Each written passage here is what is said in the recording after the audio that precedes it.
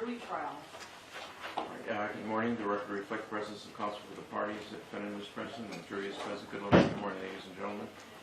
And you may call your next witness. Thank you, Your Honor. Your Honor, the defense calls Dr. Michael Lawford to the stand. Do you solemnly swear that the testimony you are about to give will be the truth, the whole truth, and nothing but the truth? I do. You may be seated and you may proceed with your examination of the witness. Thank you, Your Honor. Good morning. Can you Good morning. please again state your name for the ladies and gentlemen of the jury?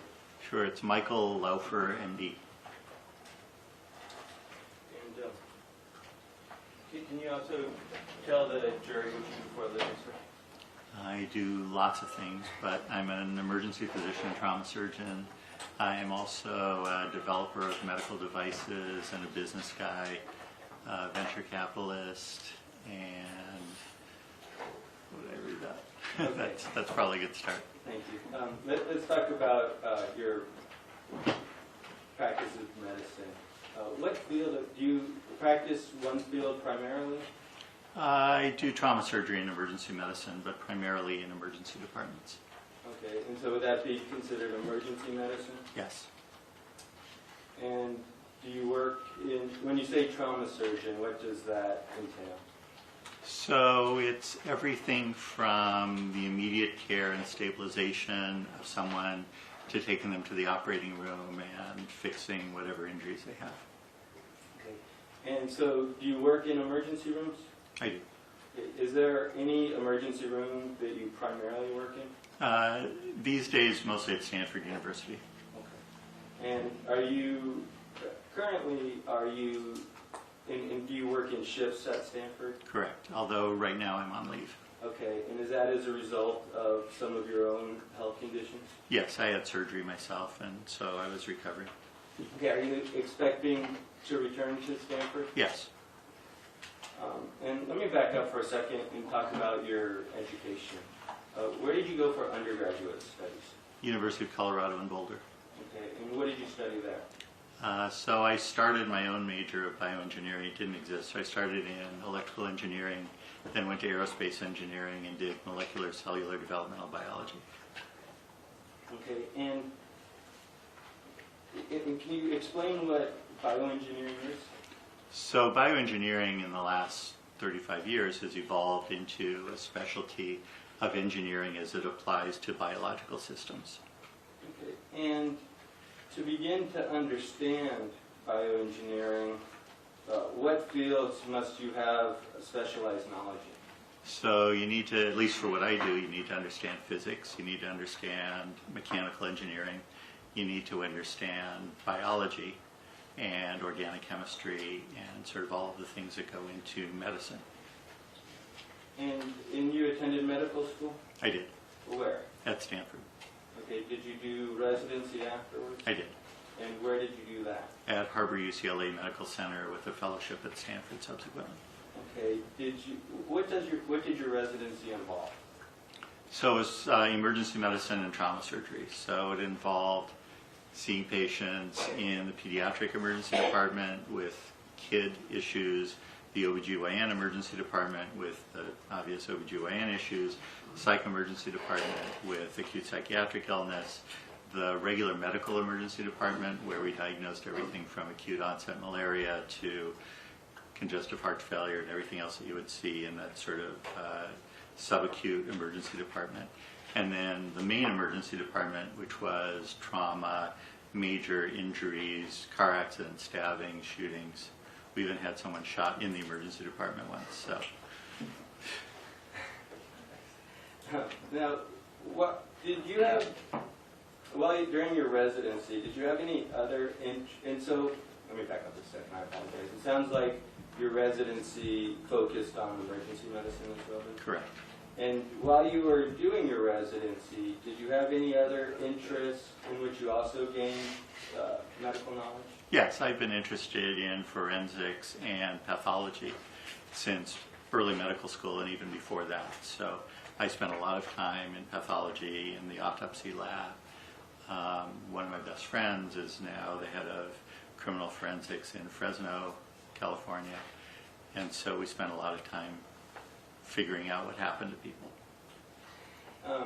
Did your interest in forensic pathology begin during the residency? No, before actually. Okay. When? Oh, I was part of a medical explorer post when I was probably 14, and met the chief medical examiner for Denver County and was so interested that he invited me to do acute criminal pathology and autopsies and all of that. Starting at age 14? Yes. Can you explain to the ladies and gentlemen of the jury what tau beta pi is? So people are probably more familiar with tau, or with the equivalent. Tau beta pi is the engineering honorary society, like Phi Beta Kappa. Because I did molecular cellular developmental biology, I was also a member of Phi Beta Kappa, so I've got this sort of weird double key thing with both honorary societies. Okay, so you are a member? Correct. And how does one become a member? I think it's primarily related to grade point average and grades. Okay. And can you explain again what Phi Beta Kappa is? Yeah, so Phi Beta Kappa is, again, an honorary society for the liberal arts, so for arts and sciences.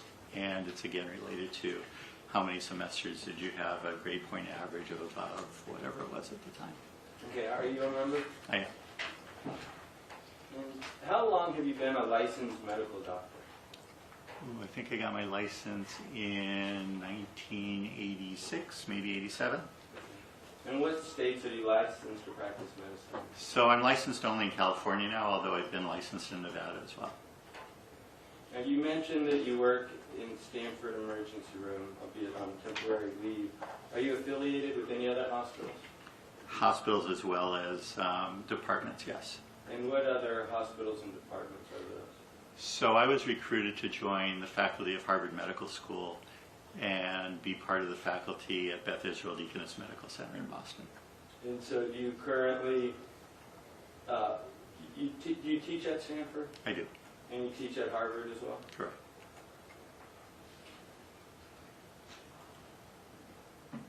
Now, prior to taking the leave, what were your duties in the emergency room at Stanford, if any? Taking care of patients and teaching residents. Okay. And what do you do with the residents?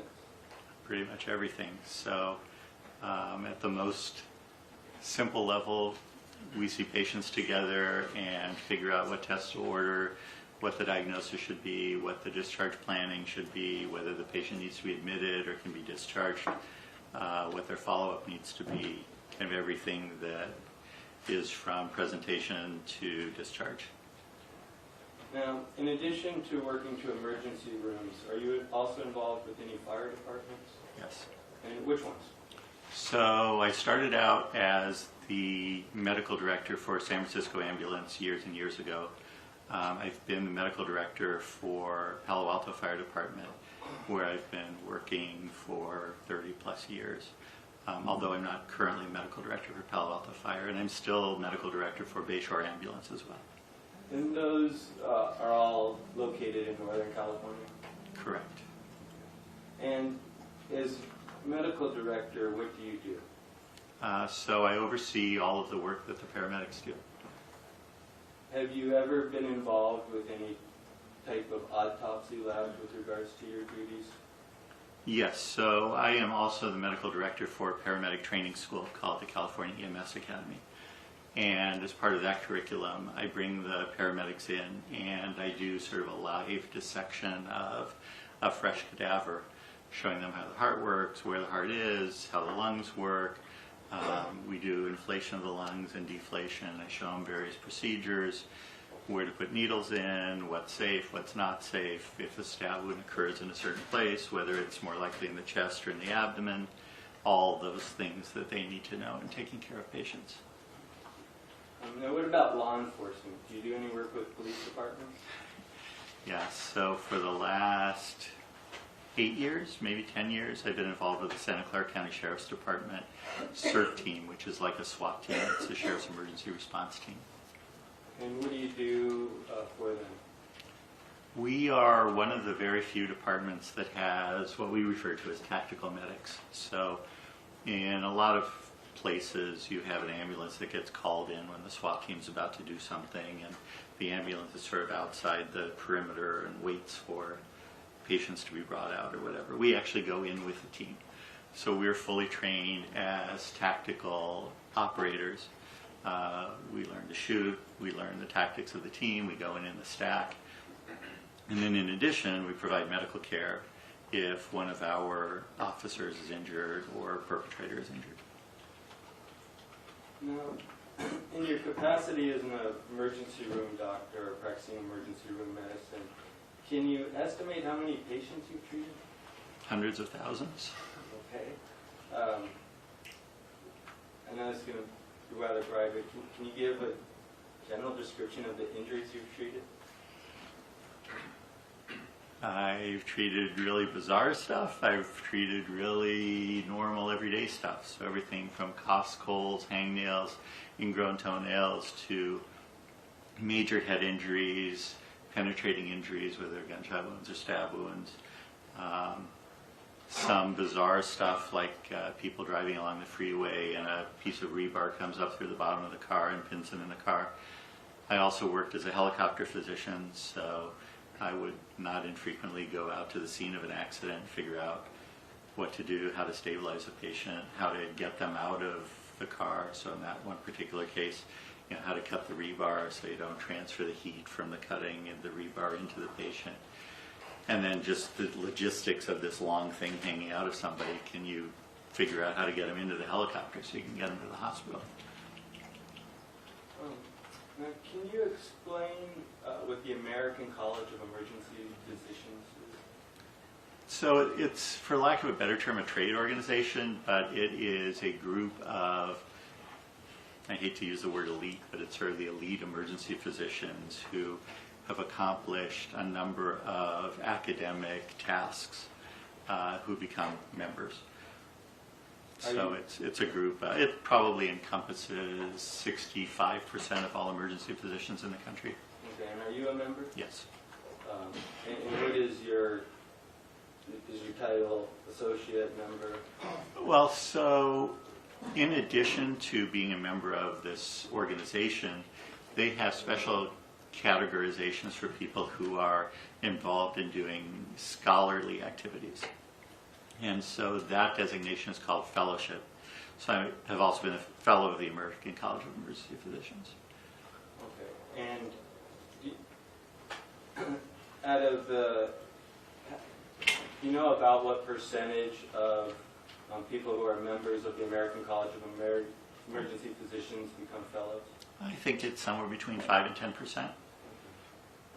Have you also done something what's known as being a base station physician? Yes. And can you explain what that is? So whenever a paramedic treats somebody in the field, it used to be that they would do the Mother May I sort of thing on the radio and say, I've got this patient, he's such and such and this old and he's got this injury. Can I start an IV and all that stuff? So we created all of the rules that allow paramedics to practice what they do. And when we first started with paramedics, we had to get permission in the field to do the things. Now, in most cases, we have protocols and standing orders, all of which came out of that experience of knowing, okay, paramedics can safely do these things without having to contact a base. But the base physician is the person under whose license the paramedics are essentially functioning. Now, in addition to practicing medicine, are you also have an interest in accident reconstruction? Yes. Can you please describe your education and experience in accident reconstruction? So maybe I should talk a little bit first about what it is. Please. So a forensic pathologist can do an autopsy on someone and that person's dead, so generally they're not talking to the forensic pathologist about what happened. With what I do, I actually have the unique situation where I can talk to the patient, the family, and everybody else who is there and get their story and then put that together with the injuries that I see. And it's part of our job to actually figure out whether the story matches the injuries. So with child abuse, they say, oh, they fell out of bed.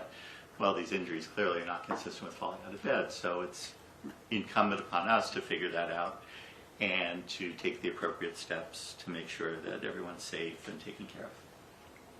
So it started with, here's the story that I get, here are the injuries, do they fit? In many occasions, as you can imagine, there were injuries that were odd. And so I started doing things like testing bones, testing skin for how much force it takes to get that sort of injury. So over the last 30 years, I've kind of encompassed and enveloped this entire database and knowledge of various injuries and how they occur, and tested them to verify and validate whether the mechanism that was suggested by the people watching or by the patient was accurate or not. And when you say mechanism, I know sometimes in the medical field we use the term mechanism of injury. Can you explain what is meant by that? So it's really just, did this happen and how did it happen? So was it a club? Was it a golf club? Was it a 3-iron? All of that level of specificity and whether it fits with the injury. So I've seen patients with billy club injuries. I've seen patients from metal baton injuries. I've seen patients with gunshot wounds, stab wounds, wounds from 2x4s, wounds from 4x4s, pretty much baseball bats, and sort of put together the causative method and the injury that resulted. So, if I understand you, mechanisms of injury is also important to figures, is that fair to say? I'm sorry, is it? Is that fair to say that you're also interested in mechanisms of injury? Yes, probably to a deeper degree than most people. Okay, and it sounds like you have a collection, you've developed a collection. Can you explain that a little bit more? Yeah, so it's everything from photographing the injuries and in some cases photographing the thing that caused the injury. So, here's a bruise from a police baton, and here's the police baton that caused it. A lot of ballistics things with gunshot wounds, a lot of stabbings and knife wounds with the knife as well as the wound. Some in cadavers for testing, some in other biological organisms, pigs, whatever. So fairly thorough 30-year-long history, and I teach about mechanism of injury with the residents as well. Is that at Stanford and Harvard? Or? So it hasn't so far been at Harvard, but it has been at Stanford. Okay. And with the paramedics. How long have you been teaching that at Stanford? Since I was a fellow in 1988. Now, I understand that you've conducted autopsies and you're also interested in mechanisms of injury. You're also an emergency room physician. Have you been able to meld all those interests to assist you in gaining knowledge in those forensic pathology field? Yes, I think the knowledge base that I've been able to collect as a practicing physician has helped, but also the ongoing interest and the depth of interest in taking it to the next step of, seeing how much force does it take to actually tear the skin on the forehead versus on the cheek versus on the arm versus on the leg. Can you do it with a rounded edge? Does it have to be a square edge? Does it, what kind of pattern do you get with a corner as opposed to an edge? All of those things are clearly above and beyond and have been a combination of practice as well as forensic medicine. Now, you mentioned the autopsy lab. Have you had other occasions to either conduct autopsies or assist in conducting autopsies? Well, certainly as a medical student, I did probably upwards of 40 or 50 autopsies in a month. After that, have still been very interested and have gone to the crime lab and participated in autopsies there. So it's been an ongoing interest. Okay, and have you ever used an autopsy to learn about, inform yourself regarding mechanisms of injury for a patient you had treated? So I wouldn't call it an autopsy. I might call it a prosection or, a place where we've used a human body to test certain things, and I've done that hundreds of times. Now, and how many autopsies do you think you conducted? Certainly participated in well over 1,000. Well over 1,000. Now, is it fair to say, though, that most emergency medicine doctors have not conducted that many autopsies? It's objection if he's going to talk about practitioners. I don't think there's a foundation for this. The objection is just. Thank you.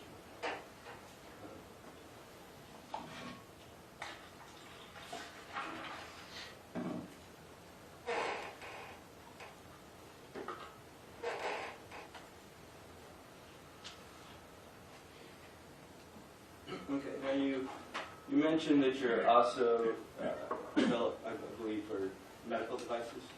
Yes. Okay, can you expand upon that a little bit? So in 1993, I was recruited to a venture capital firm to evaluate medical technology for their investment. And while there, over a course of about 10 years, I started 8 different companies with 8 different technologies to address medical problems, which they funded and made a bunch of money on. And have you invented medical devices? I have. And are some of these devices currently in use? Yes, several of them. Okay, can you tell us about a couple of them? So the first company that I started as part of Menlo Ventures was a device that replaced a really ugly procedure called vein stripping. And it's common enough that some or all of you have probably had some relative who's had vein stripping. And as it turns out, it was the first surgical procedure that I ever saw before medical school, actually. And it consisted of putting a cable inside the vein from the ankle, putting it up as far as you could get it, usually up into the thigh, sticking lack of a better term, a pig on the end, sort of like when you go oil drilling, and then literally ripping the vein out of the leg, called stripping. And then holding pressure on the leg in all those places where the bleeding of the veins that were attached to the main vein that you just pulled out were bleeding. So completely barbaric, crazy procedure, right? So I invented a catheter that allowed you to go in similarly at the ankle, go up to the thigh, and then it releases radio frequency energy and shrinks, collapses, and closes off the vein. So rather than having to pull anything out or deal with any bleeding, simply put this thing in, it fries the vein in place, and the patient's back to work often in the same afternoon without any pain or swelling. Another device was a device for treating asthma, where the problem is in asthma you get bronchospasm, where the smooth muscle within the airway sort of closes the airway off. And I had the insight that if you got rid of that smooth muscle, you could prevent the bronchospasm and therefore treat the asthma. So I developed a device that removes the smooth muscle from within the airways. And we've now treated thousands of patients, with some people actually using the word cure their asthma. But it's been very effective in reducing the number of hospitalizations and the number of medications that these patients have to take. And it's, makes me feel good that I actually came up with it. With regard, are any of those devices medical devices you've invented, do you have patents on any of them? Yeah, I have about 246 patents or something at last count. Okay. And are the medical devices that you invent, are they limited to any particular part of the body? I think I've done things in almost every place in the body, except with neurosurgery, where I'm working on some things now. So it sounds like, too, in your capacity as an inventor, you're affiliated with some companies? Yes. And can you tell us a little bit about what that involves? So I've started 24 different medical device companies, where I was the founder, came up with the initial technology, hired the team, and then sort of rolled it out as a company. I've also invested in another 35 companies. So it's everything from giving advice on the board of directors to actually starting the technology and hiring the people and creating the company and about trials? Are you involved in those? So I've been involved in a number of clinical trials, both on the pharmaceutical side and on the device side. And what is meant by clinical trials? Generally, in order to get approval of a device by the FDA, you have to do clinical trials to show that the device is safe and efficacious. And so that involves treating a bunch of patients with the device, seeing what the results are, collecting all the data, putting it together into a package, and giving it to the FDA, and usually having a discussion live with the FDA on 2 or 3 or 4 occasions. Now, have you published any papers? I have. Over the years, my companies have been responsible for publishing hundreds of publications on the devices that I develop. But I also have, I've been an author on a number of publications. And Harvard, interestingly enough, counts patents as publications.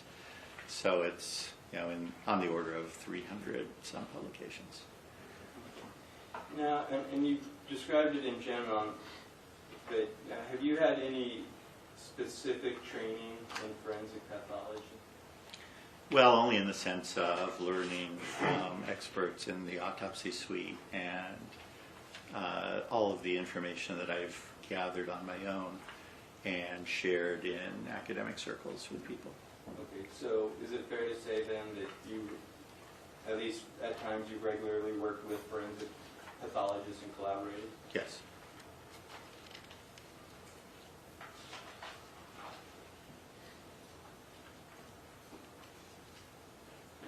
And are you, and I might have touched on this already, but is accident reconstruction another one of your interests?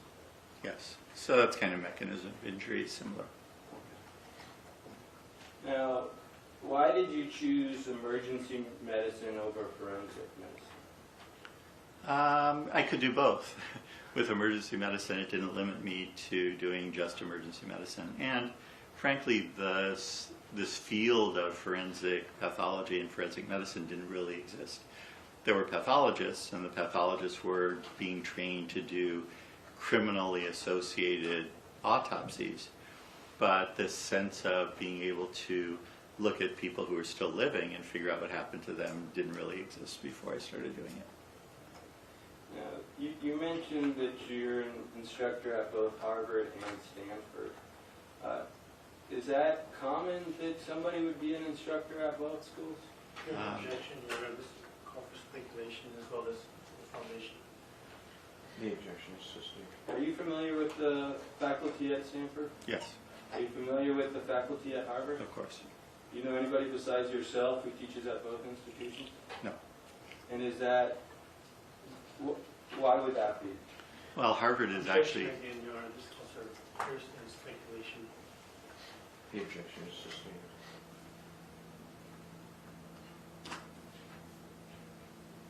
How many doctors do you know that teach at 2 different schools? Objection, this is not relevant and also calls for speculation and hearsay. The objection is sustained. What's the American College of Forensic Medicine? It is, to my understanding, the world's largest collection of forensic experts. Okay. Are you a member? I am. And how does one become a member? So I was actually a charter member, so I was recruited to join early on when they first started. But it requires an examination, requires statements of other people who know you as to your credentials as well as your ethics. And of course you have to swear an oath and all of that as well. And do you also, in addition to everything else you describe, act as a consultant to government agencies? I've certainly served in that capacity on a number of occasions, yes. Okay. And can you, which government agencies? Oh, so it's been, it started out with the U.S. federal government in the Northern District of California.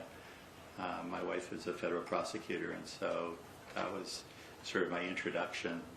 I've been involved in cases in Colorado, a number of cases in Northern California, a number of cases in Southern California, cases in Nevada, now a case in Hawaii. Did you just say that your wife was a federal prosecutor? Correct. How long did she do that for? About 10 years. Okay, and did you, for which prosecutor, federal prosecutor? She was in the northern districts of the 9th District of California. Okay. Did you consult with that office at all? I did. You consulted for them? I would say that was a lot of curbside consults. Sure. But yes, I mean, I was involved in probably 10 cases that were being tried by the U.S. Attorney's Office. Okay. And have you testified on behalf of a prosecution in a criminal trial before? Yes. Now, other than practicing medicine, inventing devices, and teaching, do you have any hobbies? Not sleeping. I actually enjoy watchmaking and sort of micromechanics. When you say watchmaking, can you expand on what you mean by that? Designing, then fabricating the parts and the pieces and testing them and doing the finishing and pretty much everything from concept to ticking. Okay, so you and are these wristwatches or? I've done clocks, I've done wristwatches, I've done pocket watches. And you actually fabricate the pieces that go inside those watches? Yeah, pretty crazy, huh? Yeah. I do, yeah. Have you ever sold your watches? I have. Actually, I had a contract with the U.S. government to sell watches to the Army Search and Rescue Unit, captains and above, helicopters only. Why would... Is there anything special about those watches? Well, there's a bunch of special things. The cases are special in that they don't let water in. They're very heavy duty. And the biggest thing is that they have little tubes of radioactive tritium in them so that they light up without having to shine a light on them first. They actually light up on their own. So these tubes have fluorescein on the inside and tritium on, as a liquid on the inside of the tube. And it releases the nuclear molecules into the fluorescein and they light up. What about the accuracy of the watches you build? Is that... Judge, respectfully, Judge, this is no relevance at this point. Your Honor, it's relevant to the extent that there is issues in this case surrounding tool marks and someone's information regarding tool marks. Watches. The objection is overruled. So, is there something... you try to build accurate watches? Yeah, they're really, really accurate. Okay, and is there something that you're currently in progress with developing? Yeah, so pretty much every watch, every timepiece that exists has some sort of either rotating balance wheel pendulum or a pendulum that swings back and forth in the case of a clock. And that mechanism's been around since before Breguet, who invented the different way of winding the little hairspring in the watch. So the problems with that mechanism are that they are prone to gravity and the effects of gravity. They are highly sensitive to magnetism because if these coils become magnetized, they kind of stick to each other and then it changes the rate at which the things go back and forth. And no one's really done anything new with regard to that mechanism forever. So I'm doing something new just because it's possible. I'm using different materials, using aspects of those materials that allow them to regulate the rate at which the watches work. And what type of accuracy do you expect to produce with those watches? So quartz watches, because a little quartz crystal vibrates really fast, are accurate to about a second a month. Mechanical watches vary dramatically, but the usual kind of best watches are what we call COSC certified, which is a special certification for chronometers. Those are usually a minute a month or so. I'm talking a few seconds a month. So almost as accurate as a quartz movement, but with a purely mechanical device. Your Honor, may we approach? Yes.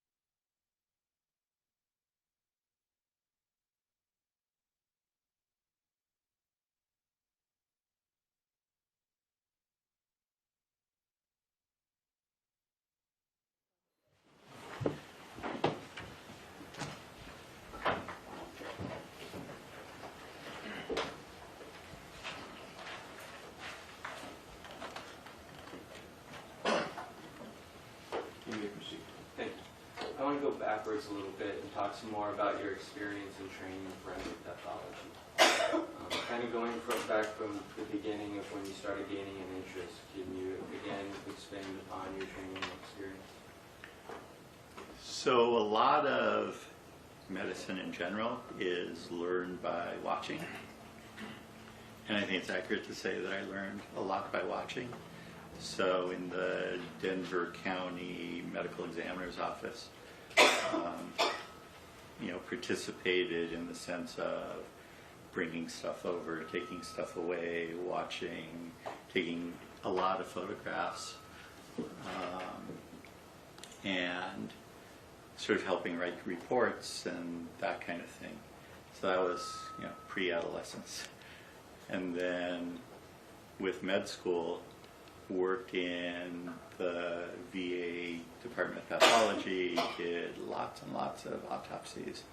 And that was really an elective as part of my medical school training, but also then did a number of autopsies at Stanford. And because I was friends with this guy who's now chief medical examiner for Fresno, and he was a crim tech before medical school, so we had an easy entree into the Santa Clara County. At the time it was separate from the sheriff's office, now it's part of the sheriff's office. Autopsy, sort of criminal pathology, forensic pathology work.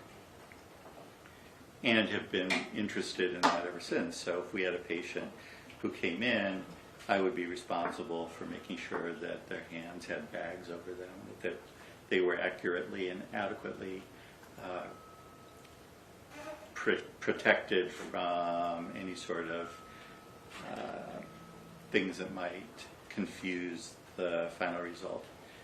And so got very close to the people who pick up the bodies and got calls fairly frequently for interesting autopsies and that sort of thing. So it's been an ongoing interest for 30 plus years, and it's been watching, observing, discussing, suggesting, photographing, kind of every aspect of what you do in maintaining a forensic criminal investigation. And has this work helped you with your knowledge of mechanisms of injury, for instance? I would say that the living patients who can tell me more about what happened is probably more helpful there. I think it's been helpful to the medical examiner's office because they don't have that aspect. So one of the reasons I think they ask me to help them on cases is because... I do object, let's call for speculation as well as hearsay. The objection is sustained. Thank you. Now, we talked about mechanisms of injury. Have you done anything with regards to gaining knowledge in forensic pathology to help you understand mechanisms of injury? Yes, a number of experimental studies. Can you explain some of those experimental studies? It involves everything. I'm sorry, I think the court's already addressed this area. Let me even step back a second. What is forensic, and I'll withdraw that question. What is exactly forensic pathology? Well, forensic indicates anything associated with the law, and pathology is looking at generally human, but also other kinds of tissues and making an assessment. If you combine the two, it's doing the analysis and assessment of the tissue for purposes of legal understanding and legal opinion. Okay, so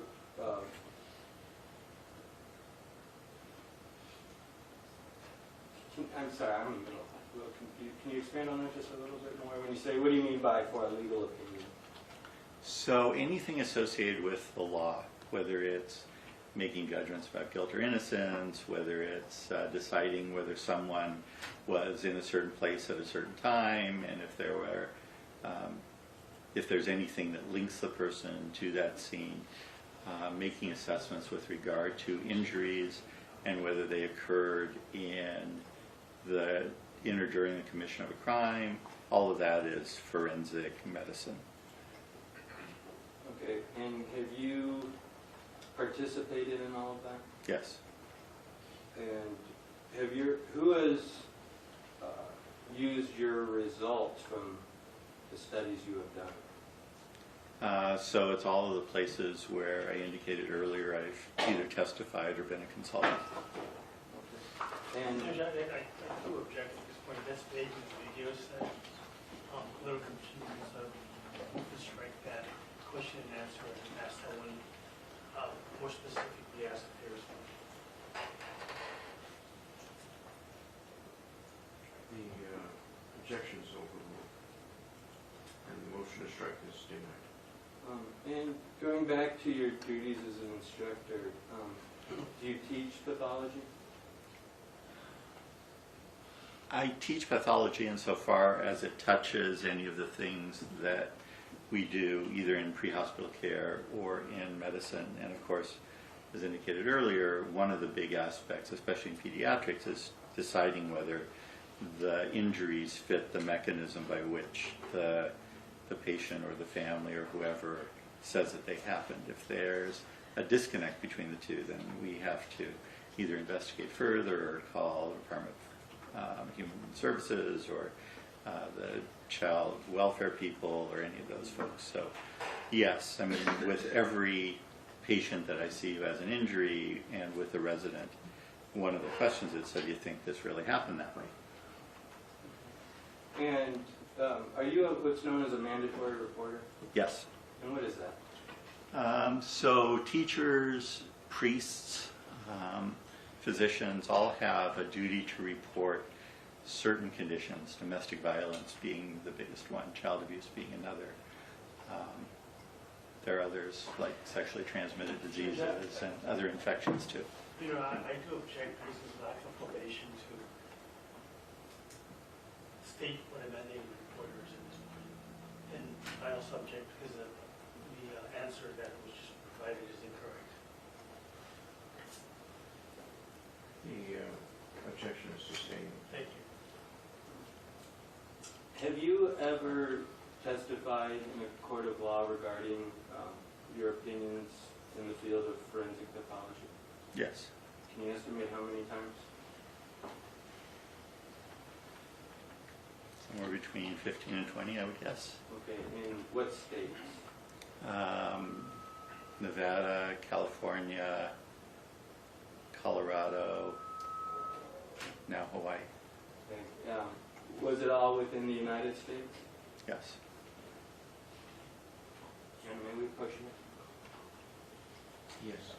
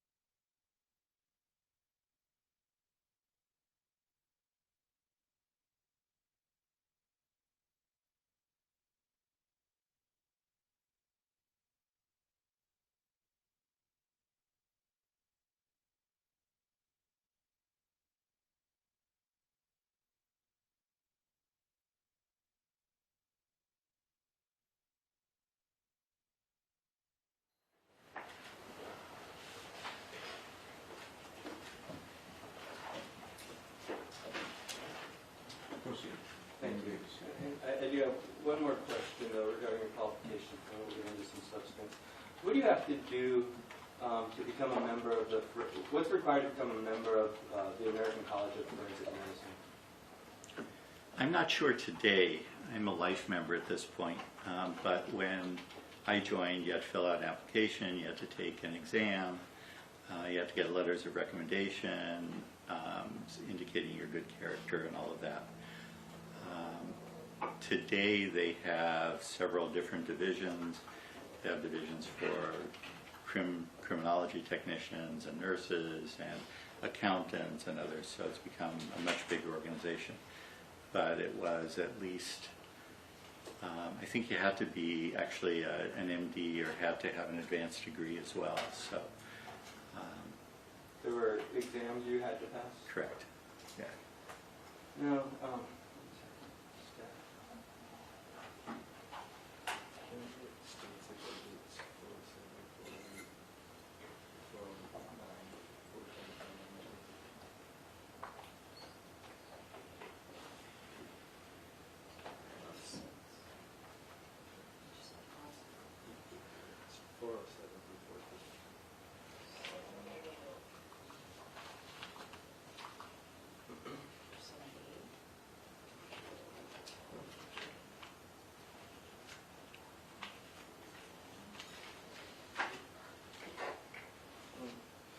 Prior to coming to Maui, did you review some pictures of a jawbone? I did. Bones? Okay.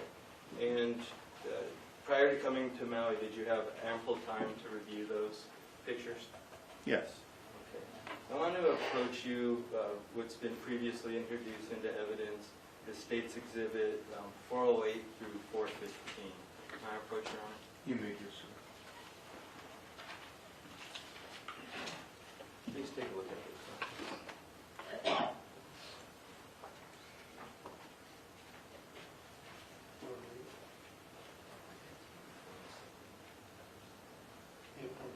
Here's 407.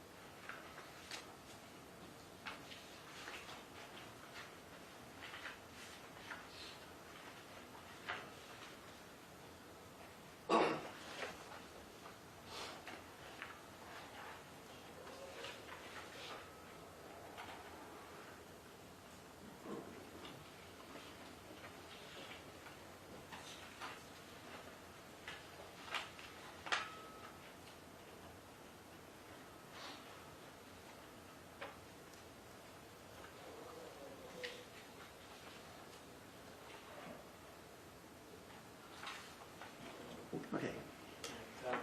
Prior to coming to Maui, did you have an opportunity to review those pictures?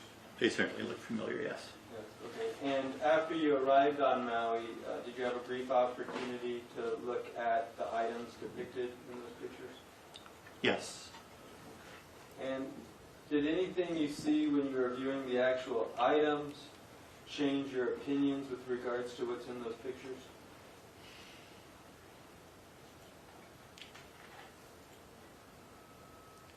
Other than supporting them further, I would say nothing changed.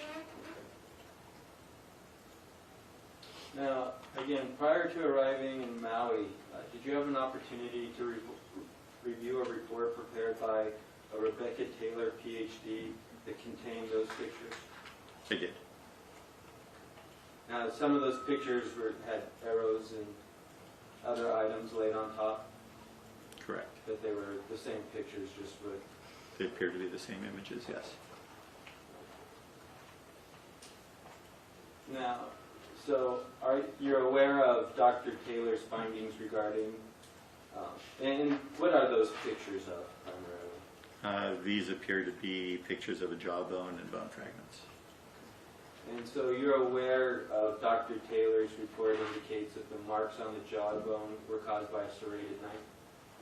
I understand that was her conclusion, yes. Okay. And that the marks were consistent with defleshing and dismemberment? That was my understanding of her conclusion again as well, yes. Now, do you agree with that assessment? I do not.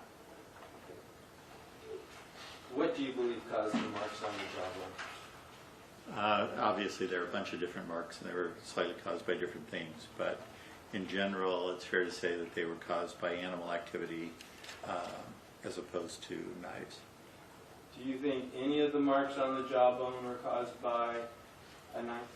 I don't see any that are consistent. You know, I do object at this point. There's lack of foundation for cooperative testimony with respect to this particular area. The objection is sustained. Thank you. I want to show you, you have And permission. you want to move to strike that last concern, so. Motion to strike is granted. Thank you.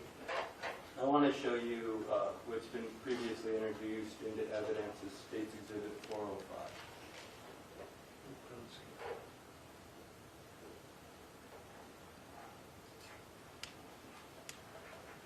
Do you recognize that image? Yes, it appears to be part of a jawbone, Okay. mandible. And is that, do all the pictures that you have up there states 407 through 415, do they all appear to be the same jawbone that we're looking at in stage 405?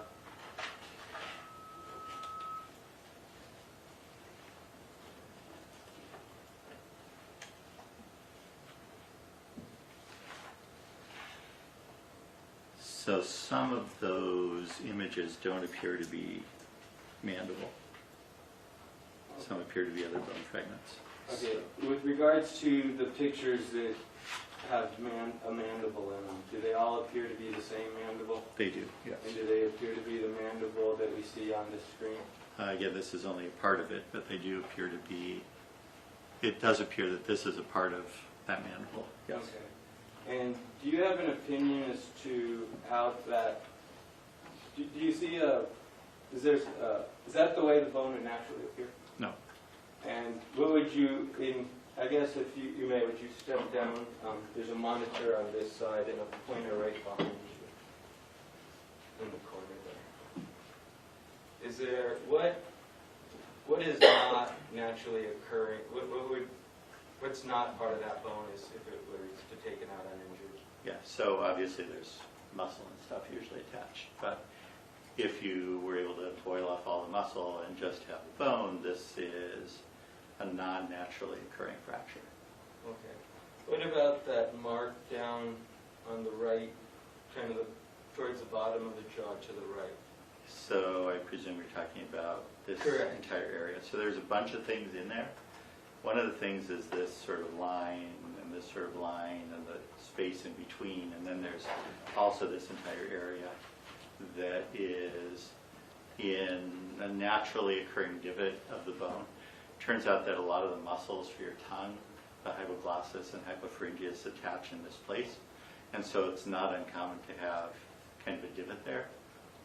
This appears to be a tooth mark, where the linear parts are the edges of the tooth, and what's in between is sort of where the main part of the tooth came down. Okay, so just to be clear, what do you believe the cause of that defect to the bone is? You mean this combination of things? Yes. So part of this is natural, because you have muscles there, and that causes sort of a natural divot.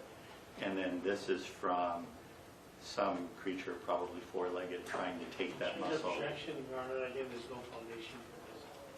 The objection is sustained. And with the strike, the last portion of the answer. The motion to strike is correct.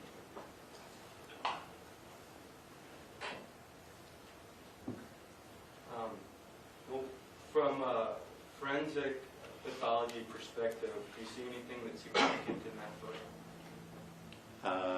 Yeah, there are lots of things that are significant. Can you please explain? This fracture is significant. These marks are significant, and presumably this sort of area is significant as well. Okay. Do you believe that those marks could have been caused by a knife? This certainly not. These highly unlikely. Okay, why is that? Because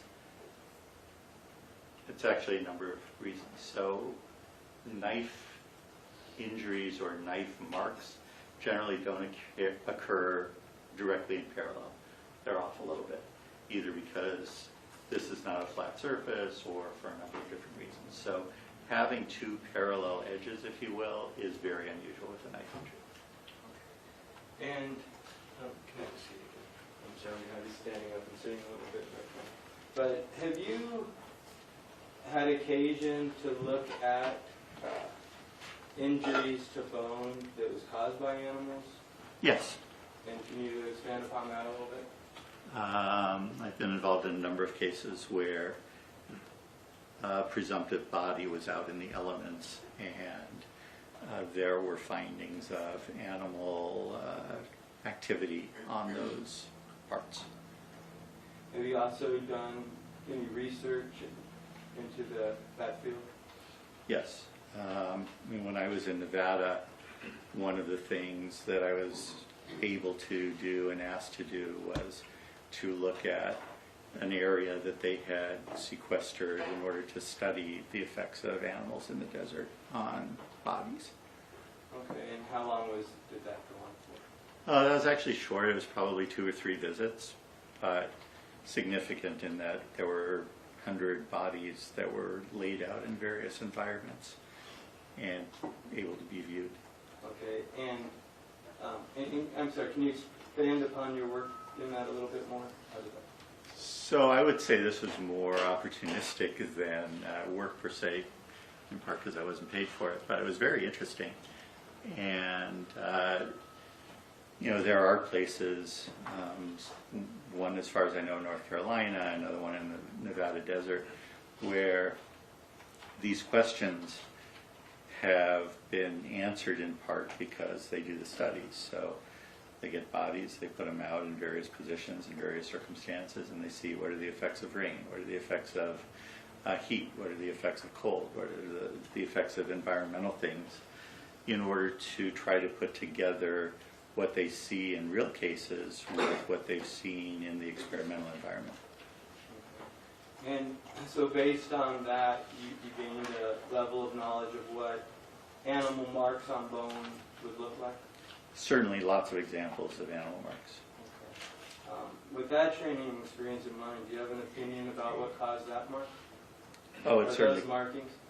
they're consistent in part. I object again, a lack of foundation, Your Honor. The objection is sustained. Is there any other training or experience that you had with regards to identifying animal marks on bone? Well, I mean, we see a number of animal bites and injuries in the emergency department, some of them going down to the bone. But aside from that experience, I'd say that the body laying out in the desert probably is much more helpful than any of the other. Have you worked on patients who, it sounds like you worked on patients that were attacked by wild animals? Yes. Okay, and how many would you say? More than 100? More than 100. And did some of those occasions, were you able to view the marks that were left on the bone? Yes. John, may we put? You may.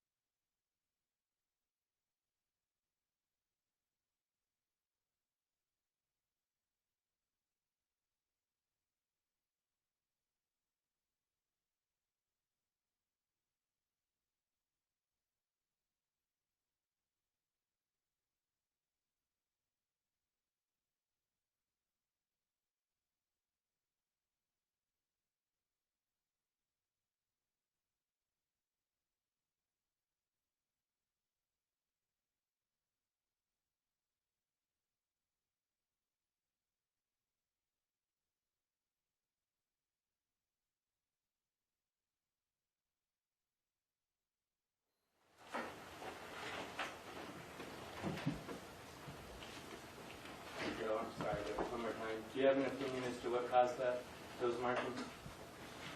So let me sort of split them up again. Okay. The two parallel lines look like they're the edge of a tooth, A single tooth. a single tooth, with the central area being kind of the wide part of the tooth, most likely an incisor, so one of the front teeth. And that broad area is mostly natural, but it's got those little stripes, if you will, going along it, and that's also probably from just multiple passes of a tooth, cleaning off that area, because that's where a lot of the meat is attached, if you will. I want to now show you what's been entered into evidence as state 406.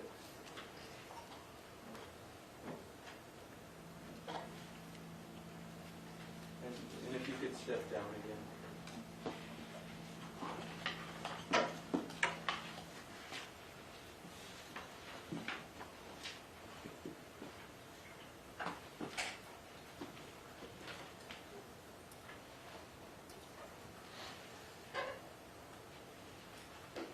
Is there anything that you see in State 406 that you find significant with regards to your opinion?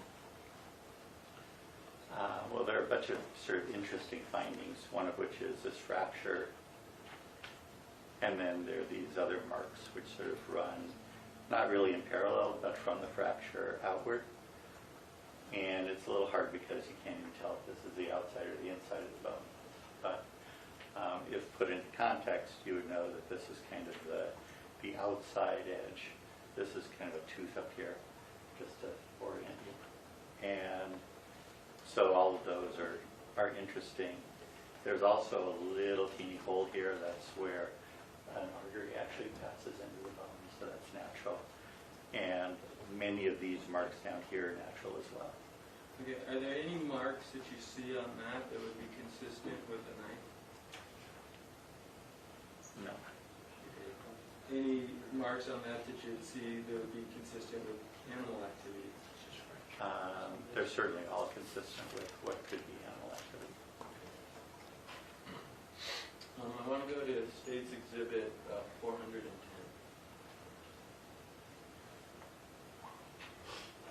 Do you recognize that picture? I do. And do you see, what if anything of significance in that picture do you see with regards to your opinion about animal activity in this jawbone? So again, if this is the main part of the tooth, then this is the edge of one tooth and the edge of the same tooth. And then you have another tooth with what's the edge of a tooth and the edge of the other edge of the tooth.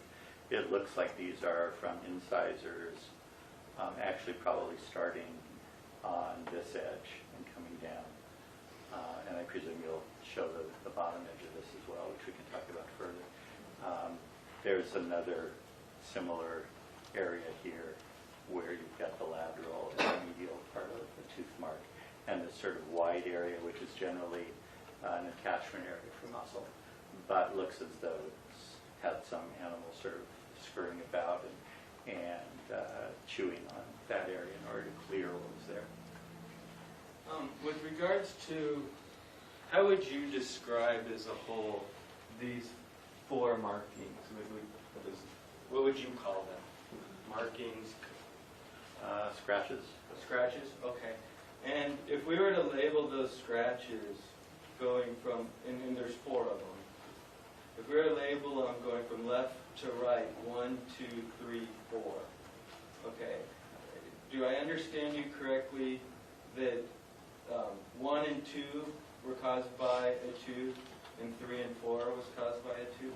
So I would actually say there's 6 marks here, Okay. because you've got that mark in between the two things that you were calling marks. So I would say there was a tooth here with the left edge and the right edge making those 2 marks, and then there was another tooth here with the left edge and the right edge of the tooth making those marks. Okay, so the tooth that made the marks on what I labeled 1 and 2, are those different than the tooth that created the marks I labeled 3 and 4? You mean different teeth? Yes. Yes, most Okay. likely. Do you, in your opinion, were those created at the same or different time? At the same time. Okay. Is there anything you see in that picture to support your opinion or that you find significant that indicates that these were not from a knife? Well, I think as we talked about earlier, I can't remember if this is still on the record or not, but the parallelism of these marks makes it very uncommon that they would be caused by a knife with 2 separate cuts. So a knife blade is usually very narrow and causes a mark with the kerf of that being the width of the blade. So you'd have to presume, as I think the other expert did, that that was done with the blade going down, and this was done by the blade going down, this was done by the blade going down, and this one too. But they're all parallel, so it's very uncommon to see. They'll sort of go in different directions. And also, if you're trying to take the tissue off of the bone, you're usually scraping, you're not slicing along it. So that's unusual as well. Okay. And is there, again, there was this finding that, or opinion that those were caused by serrated blades. Would you expect anything different other than the parallel lines, that those were in fact caused by serrated blades? So serrated blades act as essentially multiple edges. And so you tend to see a different shape in cross-section of the mark. And you also tend to see, if the serration is sort of dragged along sideways, you tend to see other marks caused by each of those sharp points on the serration. And none of those exist here. I want to move to the State's Exhibit 411.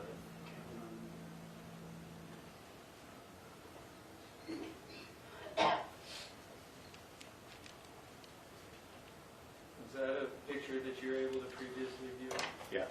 And with regards to your opinion of animal activity, is there anything you see significant in that picture?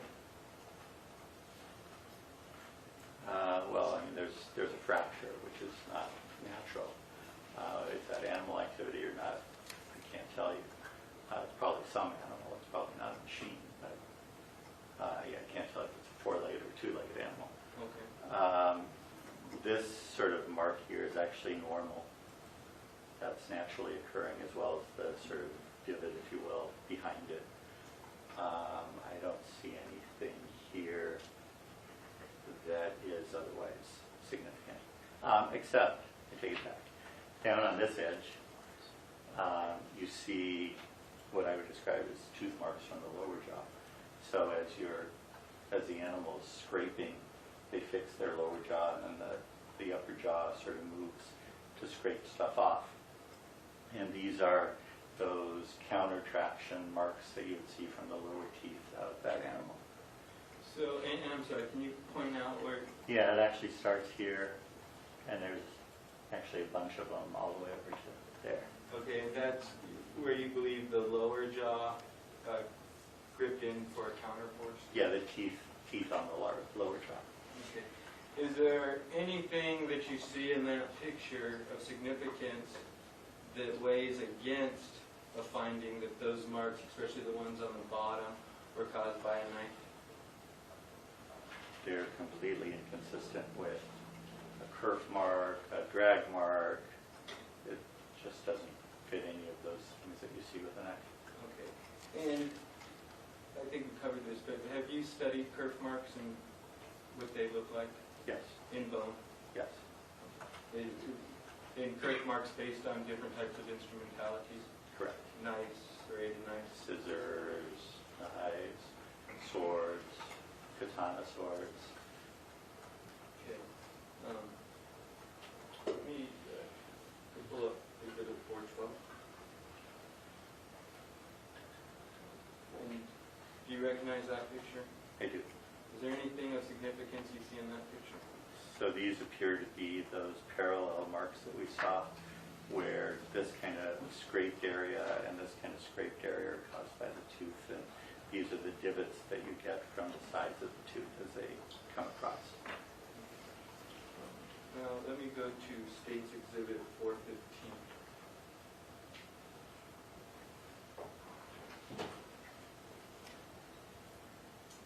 Do you see anything of significance in that picture?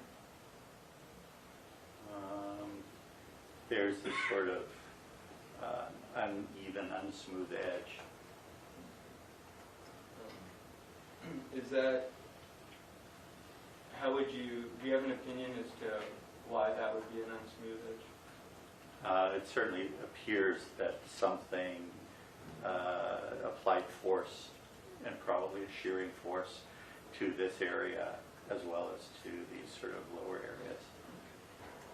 Let me move to State's Exhibit 407.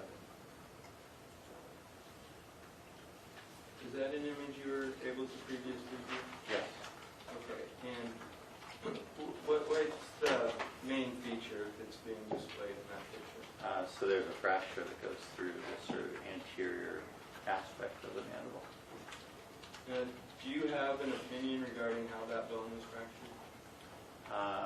It's actually kind of interesting because on the inside of those images that we saw before, there's actually more bone missing than there is from the front, which suggests that it was cracked toward the front. So if you were to pull the right and the left sides and pull it together, you would get the fracture that exists there.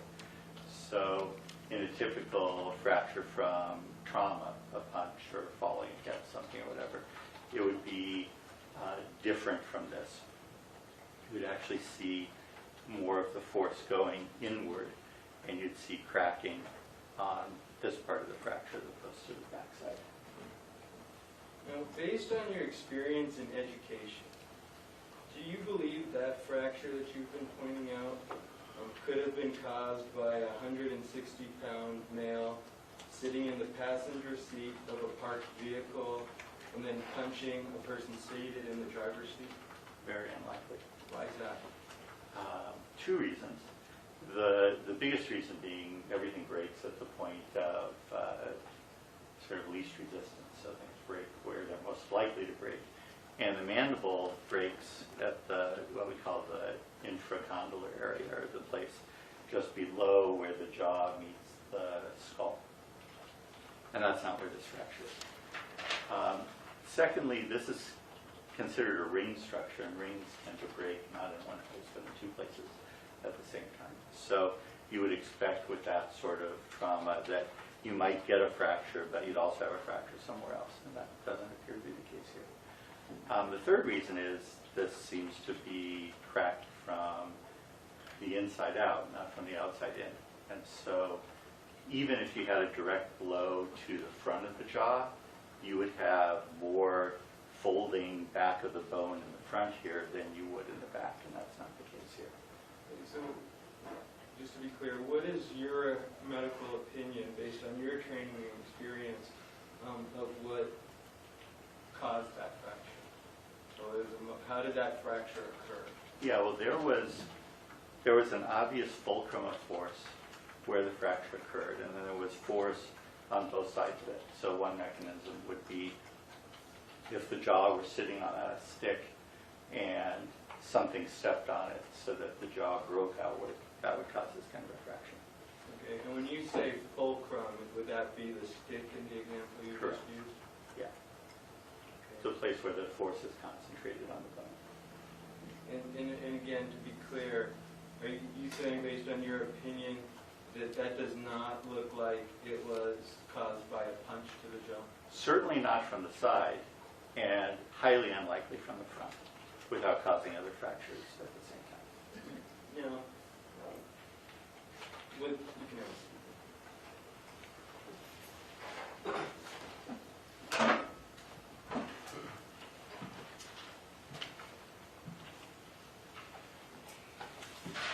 With regards to your opinions that you've expressed about the jawbone, are they to a reasonable degree of medical certainty? They are. And what does that mean? That means that nothing's perfect, and you sort of do things to the best of your ability based on your experience and your knowledge.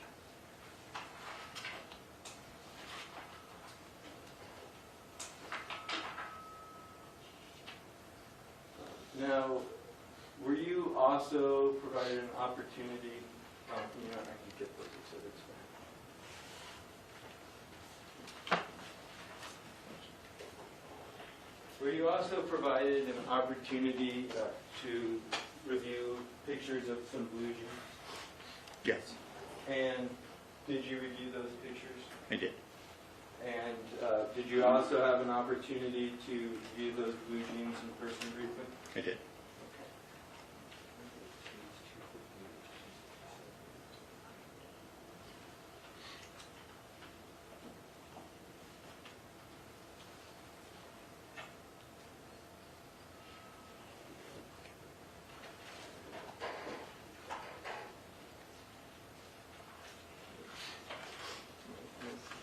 In your work and interest in understanding mechanisms of injury and pathology, do you also have occasion to study the clothing people who are injured wear?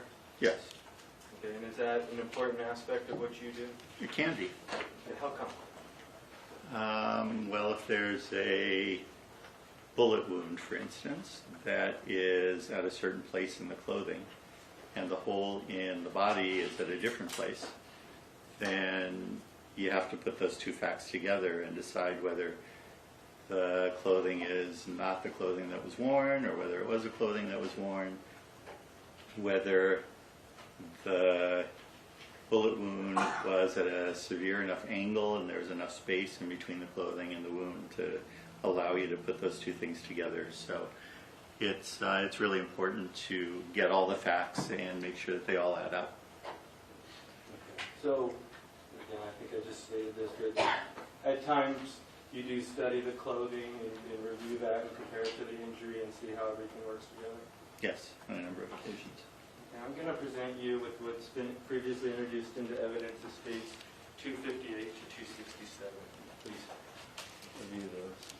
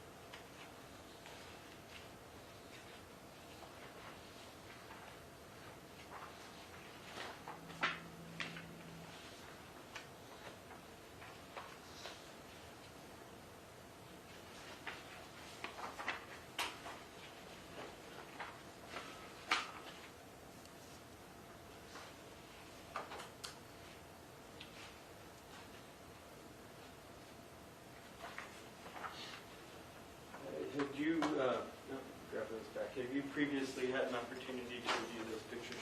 Yes. And did you also have an opportunity to briefly view the genes that these pictures depict? Yes. If we can, permission to publish states 258.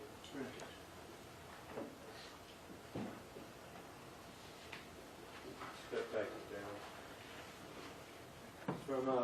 Again, from a forensic point of view, if you were informed that those genes were part of a murder investigation, well, let me ask you this. On the, I guess it would be the right thigh of the gene, kind of in the middle of the leg, do you see something that looks consistent with a blood stain? Yes. And if you were informed that those genes were part of a murder investigation, and the DNA profile contained in those stains was that of the victim, do you see anything in that picture that would be of significance to you?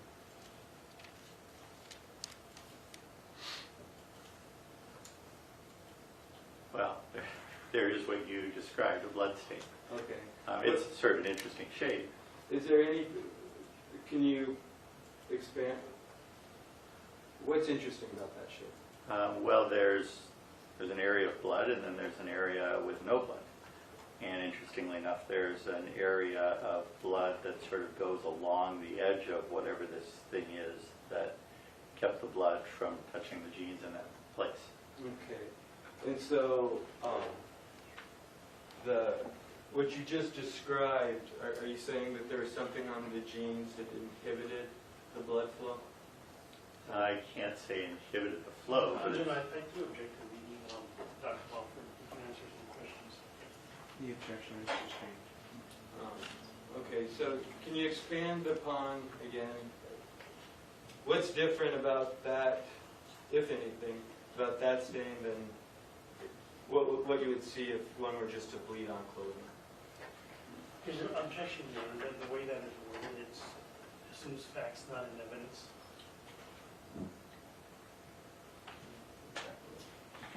The court will sustain the objection. Thank you. Okay.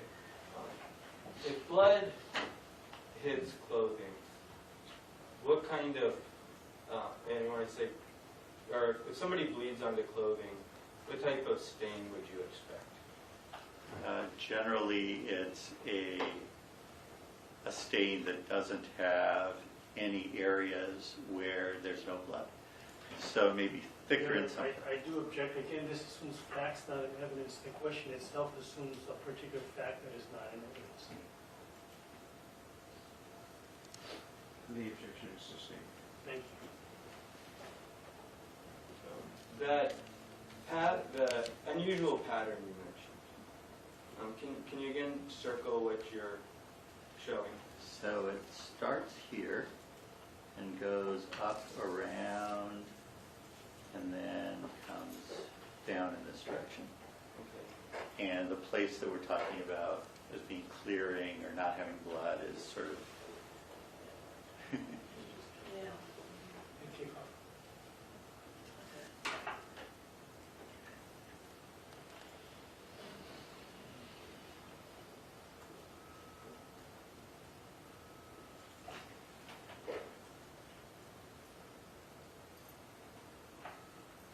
Just for the record, I'll just note that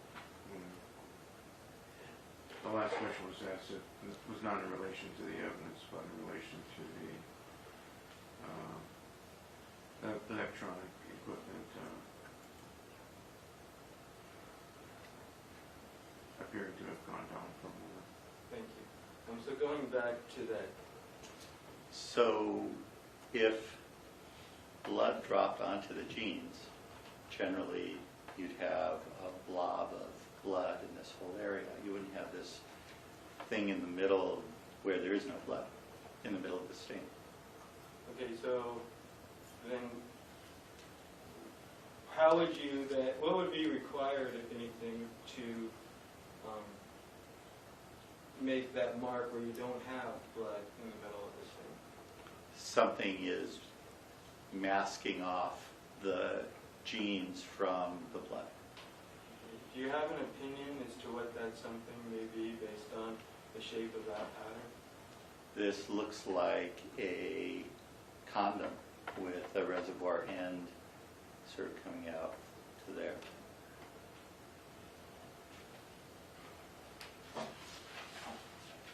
I may now direct you, well, while we're still on this, this photograph, is there anything that you would expect to see that you don't see in this picture if these were worn by somebody committing a murder with a knife? So when you see clothing that's worn during the commission of a bleeding event, murder, assault, battery, etc., and people get blood on their hands usually go to various places, and those places are most commonly around the pockets. So any of us who have fixed a car or whatever and had grease on our hands know that we get grease around the pockets too, because that's the common place for the hands to go. And there's no blood around the pockets. Okay. And do you have an opinion with regards to whether or not these jeans were worn by, what sex of person these jeans were worn by?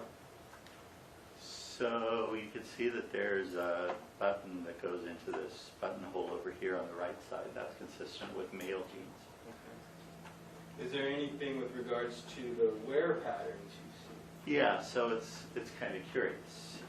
Usually in jeans, especially if you've worn them enough to get these sort of crease marks here and here on both lateral sides of the leg, you would expect some crease marks around the crotch as well, and there aren't any. So You would expect some marks around the crotch mark if they're worn by who? by a male. What about if they were worn by a female? Then you don't have the same thing sort of pressing this tissue, this cloth out. And so you're less likely to have those kind of crotch marks. Okay, so am I understanding you correctly that when jeans are worn by a male, you can expect some additional, would it be wrinkling? Sure. Okay, and again, where would that wrinkling take place? Usually around this area and sort of going up to the bottom part of the fly area. Okay, and what about the male anatomy in contrast to the female anatomy causes those kind of additional wrinkles if these were worn by a male? Yeah, so you have the penis, and really it's the penis that sort of projects outward, creating an area of kind of bulging around the fly. Okay. And in addition to your training in medicine and inventions and everything, do you have any other experience with clothing to kind of help direct your opinion on this? Yeah, my family was in the dry cleaning business, so for the first 20 plus years of my life, I spent my time cleaning clothes and spotting clothes and steaming clothes and pressing clothes. And Okay. Now, again, going back to that picture, well, let me also go to states.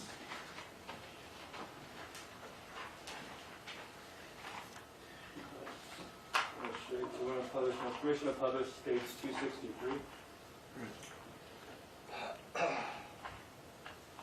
And those appear to be the backside of those sheets. yes, And again, would you agree that the mark down on the bottom, on the left side, the left pant leg, also appears to be consistent with bloodstain? it certainly is, yes. Okay, now looking at those two bloodstains together, and again, if you're informed that those genes are being part of a murder investigation, what, if anything, do you find significant regarding the size of those bloodstains? It's not a whole lot of blood. You know, the stain on the left that we're looking at now on the back of the gene is less than 4 or 5 cc's of blood. The stain that was on the right front is at most 8 to 10 cc's of blood.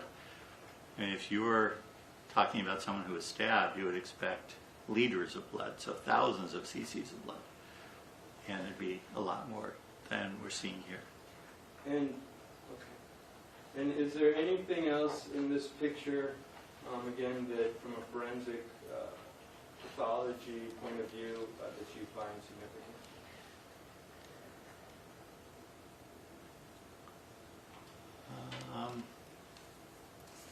Well, I mean, the size is always significant. The size? And at least by the label, these are 32-30, so 32 waist, 30 length, which typically would fit somebody who was 5'9", 5'10" in height. What's interesting is that the bottom of these jeans are sort of ragged from being stepped on by the shoes. And so it suggests that whoever was wearing these jeans was shorter than having an inseam of 30 inches. Yeah, I mean, it's a little more than 5 to noon, which is be a good time to take one. Let's you know, let's keep on going till noon, and then we'll take our lunch recess.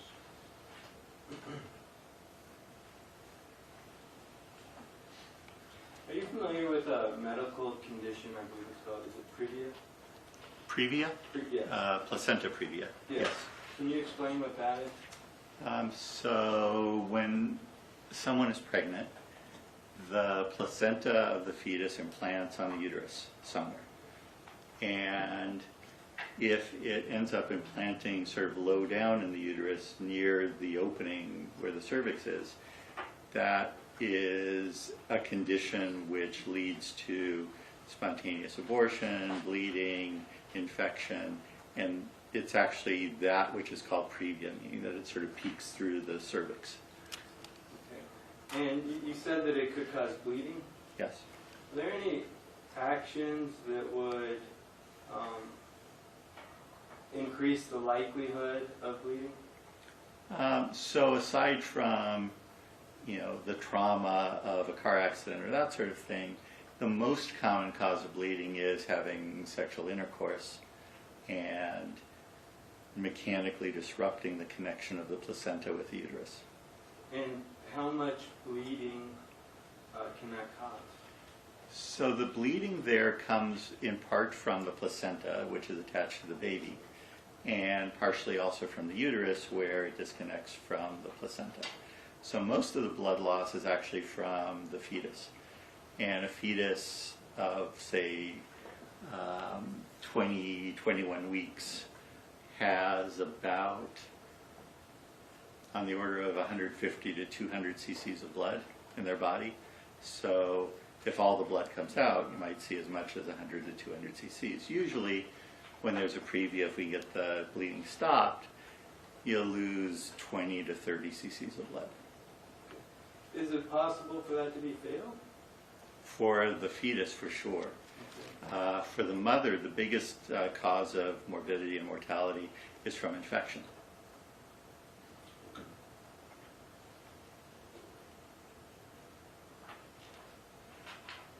Is there anything else that we haven't covered that you do find significant about those genes? Not that I can point you to at the moment.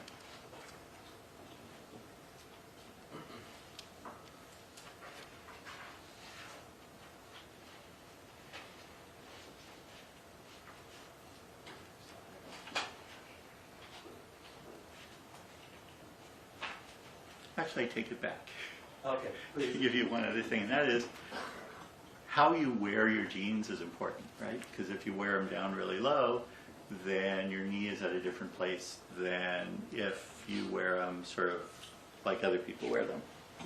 So where your knee bends ends up causing wrinkles, if you will, for lack of a better term. On these particular genes, the wrinkles are really in this kind of area in the middle of the leg, suggesting that the genes were worn, and actually there are wrinkles here in the back as well, suggesting that the genes were worn in a normal kind of, I don't know if normal is the right term, but sort of up above your hips, with the waistband above your hips as opposed to below your hips. They weren't sagging. They weren't in a typical sagging pattern, correct? Thank you.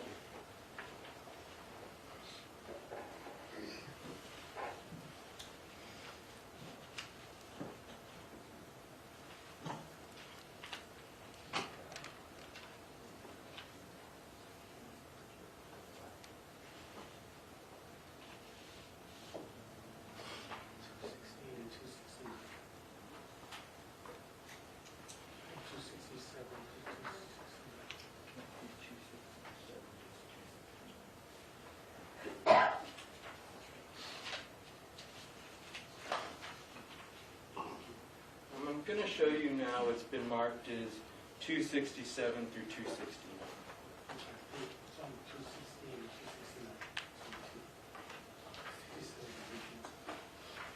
Actually, let me rephrase that. I'm going to show you 268, which been previously introduced into evidence as states 268 and 269.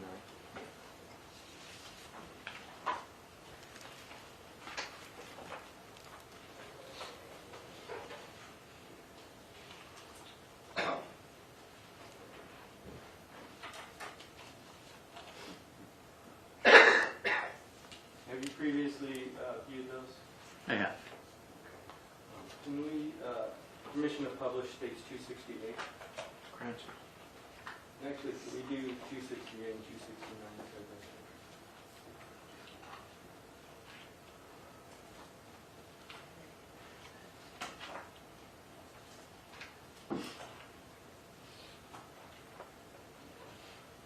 No, you could step down. Well, is there anything in these pictures that you would find significant from a forensic point of view?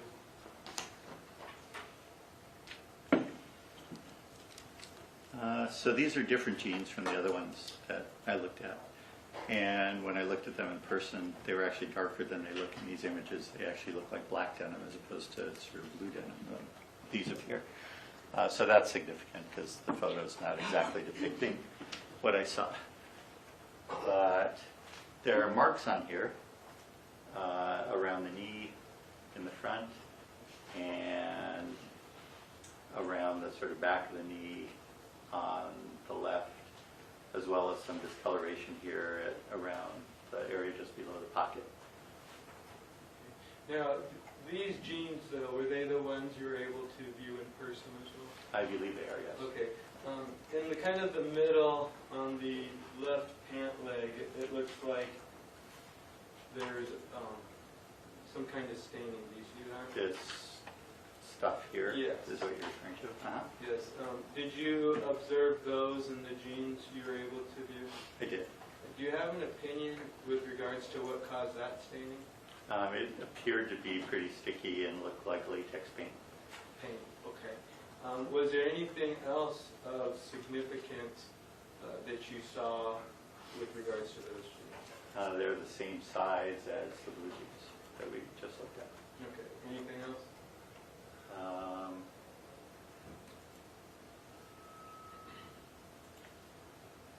Again, there are no sort of crotch folds. So if I had to decide whether these were worn by a man or a woman, I'd say more likely a woman. Okay. Thank you.